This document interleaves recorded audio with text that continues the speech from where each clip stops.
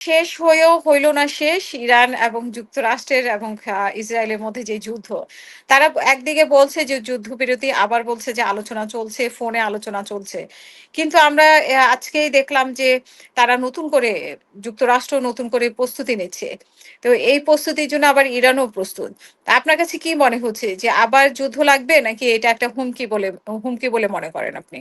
যুদ্ধ হওয়ার সম্ভাবনা একটু কম। এইখানে বেশ। একটা অঞ্চল আছে, আমেরিকার একটা অঞ্চল আছে, বুঝতে হুম, পারছেন? আমেরিকার এই অঞ্চলটা মানে সামরিক অঞ্চল, সেটা হলো ইজিপ্ট থেকে কাজাখস্তান পর্যন্ত। এবং সেই অঞ্চলটার কথা আপনি মনে রাখবেন, এটা হলো স্যানকম। এই এরিয়াটাকে বলে মিশর থেকে কাজাখস্তান পর্যন্ত হ্যাঁ, এটা হলো স্যানকম অঞ্চল বলে, মানে military area of the United States of America. এটাকে, হুম, এখানে দুইজন সামরিক কর্মকর্তা আছে, একজন অ্যাডমিরাল, অ্যাডমিরাল ব্র্যাড কোপার, আর আরেকজন হলো অ্যালেক্সান গ্রিনকে ভিচ। অ্যালেক্সান হুম, গ্রিনকে ভিচ হলো জেনারেল অ্যালেক্সান গ্রিনকে ভিচ, আর অ্যাডমিরাল ব্র্যাড কোপার। তারা হুম, এই অঞ্চল মিলিটারি ইয়েটা দেখে, এই অঞ্চলটাকে দেখে তারা, হুম, এই দুইজন দেখে তারা কিন্তু অলরেডি জেনারেল ড্যান কেইন, অর্থাৎ chairman of the joint chief of staff, general Dan কেইনকে জানিয়েছে এই দুইজন যে যুদ্ধটা আর কন্টিনিউ করা ঠিক হবে না। কারণ মিশর থেকে কাজাখস্তান পর্যন্ত যে মিলিটারি এরিয়া হুম, আমেরিকার, যে আমি তো বললাম এলেকশন, হ্যাঁ, ভিচ, হুম, আর আরেকজন হলো ব্র্যাড কোপার অ্যাডমিরাল, ডাইরেক্ট হুম, বলেছে যে এই যুদ্ধটা করা ঠিক হবে না। আপনারা তো অনেক দূরে আছেন আমেরিকাতে, আমরা কিন্তু একদম কাছে আছি, ইসরায়েল এবং হুম, মধ্যপ্রাচ্য এবং বিশেষ করে গালফ কান্ট্রি এবং ইরানের কাছাকাছি আছি। যেহেতু কাজাখস্তান থেকে তো এগুলো খুবই কাছে, তাহলে যুদ্ধ হুম, করা জিও পলিটিক্স এর যে ফিজিবিলিটি, মানে ওয়ার ফিজিবিলিটিতে বলে না যে আমেরিকার আর যুদ্ধ করা এখানে সমীচীন, সমীচীন হবে না। হুম, এই জন্য যে এই যুদ্ধ করে এখানে জেতা যাবে না। আর হুম, আপনি বললেন না যে ওই যে আপনি যেটা আপনার কথোপকথনের মধ্যে উল্লেখ করেছেন, এটা এরকম যে শেষ হুম, হয়েও হইল না শেষ, তার মানে কি এখানে একটা হুম, সিজ ফায়ার চলছে। তো আপনি কি মনে হুম, করেন সিজ ফায়ারের সময়ে ইরান হাত গুটিয়ে বসে আছে? একটা কথা আছে হুম, না, ঘর পোড়া গরু সিঁদুরে মেঘ দেখলে ভয় পায়। অর্থাৎ হুম, ইরান ইজ অলওয়েজ অ্যালার্ট। এখানে ইরানের যে মিলিটারি মুখপাত্র ব্রিগেডিয়ার, তিনি পরিষ্কারভাবে বলেছেন, একজন brigadier, he is facing the press from the IRGC, and also hmm, from the part of the traditional army. উনি পরিষ্কার বলেছে যে না, আমরা কিন্তু বসে নেই, আমরা হুম, আমেরিকা এবং ইসরায়েলকে চিনি, যে কোনো সময় তারা আক্রমণ করতে পারে। সেই জন্য Iran is ready for war. Iran will go to the extreme situation of the arms skirmishes. Iran একদম হুম, শেষ পর্যন্ত, হ্যাঁ, এই হুম, এই এই সংঘাতের শেষ সীমানা পর্যন্ত ইরান যাবে। সেই জন্য ইরান সম্পূর্ণভাবে প্রস্তুত, এবং আরেকটি খুব সাংঘাতিক কথা বলে দিয়েছে, সেটা আবার হুম, আমেরিকানরাও কোট করেছে।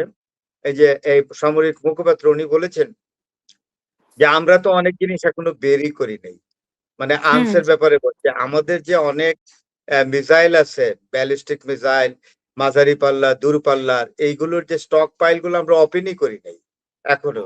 আমাদের তো হুম, অস্ত্রের বোধহয় 3 ভাগের 1 ভাগের চেয়েও কম আমরা ওপেন করেছি। হুম, হুম, এই 3 ভাগের 1 ভাগেরও অর্ধেক খরচ হয়েছে, বাকিটা রয়ে গেছে। আর 2 ভাগ তো ইন্ট্যাক্ট আছে, এগুলো অনেক সুপিরিয়ার, এগুলো অনেক হুম, হুম, সফিস্টিকেটেড এবং অনেক মানে মানে ধ্বংসাত্মক। সো আমরা এগুলো হুম, ওপেন করি নাই, আমেরিকার মনোভাবের উপর এগুলো নির্ভর করে। শুধু তাই হুম, নয়, যে এই নেভাল ব্লকেড আমরা কতক্ষণের মধ্যে তছনছ করতে পারি। আমেরিকা একমাত্র ইয়ে ছাড়া, নিউক্লিয়ার ছাড়া এখানে কোন রকম প্রোটেকশনে আসতে পারবে না। নিউক্লিয়ার প্রোটেকশন করলে, তো উনিও বলেছে we will go to the same retaliation. সুতরাং হুম, আমেরিকা যা ভাবছে তা কিন্তু হচ্ছে না। আর ডোনাল্ড ট্রাম্প এগুলো করে করে কোনো লাভ নাই। উনি ওই মার্কেটে, স্টক এক্সচেঞ্জের যে মার্কেটটা আছে, এইগুলোকে জিয়ে রাখার জন্য এগুলো বলে। He is a farce, he is a fake man. It is very hmm, much unfortunate for the American people, that a man like Donald Trump has become exactly the president of the United States of America. এই ধরনের একটা লোক সকাল বিকাল মিথ্যা বলে।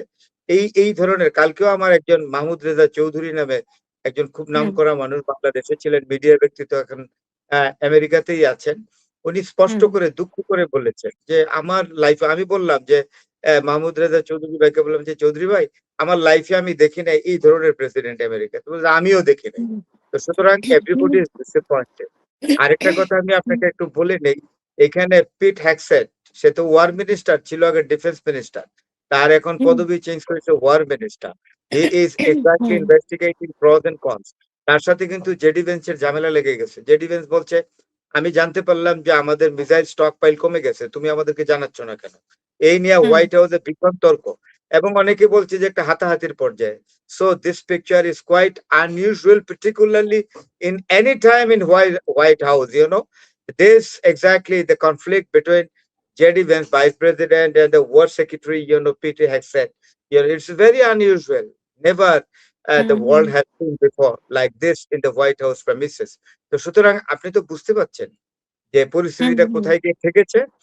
তো আর এইটার পরে, এটা বোধহয় 29 তারিখের ঘটনা। 29 তারিখের পরে আজকে বোধহয় 1 তারিখ হয়ে গেল নাকি? আজকে 1 তারিখ। মে মাসের 1 পহেলা মে আজকে। তো সেখানে আজকে বোধহয় কোথায় যেন যাচ্ছে, না গতকালকে না পরশুদিন পিটি হ্যাগসেট গতকালকে যাচ্ছিল কোথায় যেন, চারিপাশে তার একটা বিল্ডিং এর দিক দিয়ে যাচ্ছে কোথাও, ওই আর্মড ডিপুতে যাইতেছিল আর কি, ইউএস আর্মড ডিপু, মানে অস্ত্রাগারে যাচ্ছিল। সেখানে দুই পাশের লোকরা তার ওয়ার ক্রিমিনাল বলে চিৎকার করছিল। ওর লোকগুলা কিন্তু আমেরিকার লোকগুলা, ডায়াসপোরাও না, বিদেশ থেকে কেউ ওইখানে সেটেল হয় না, বোধ আমেরিকান হোয়াইট স্কিন লোক। এই পিটি হ্যাগসেট কে চিৎকার করে বলছে ওয়ার ক্রিমিনাল।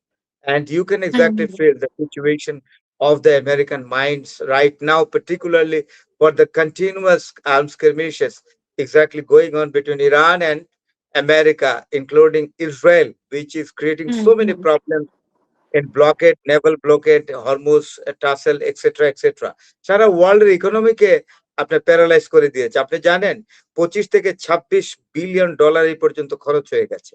প্রতিদিন সোয়া বিলিয়ন ডলার প্রতিদিন আমেরিকার খরচ। আগে 1 বিলিয়ন হতো, এখন আরো বেড়েছে।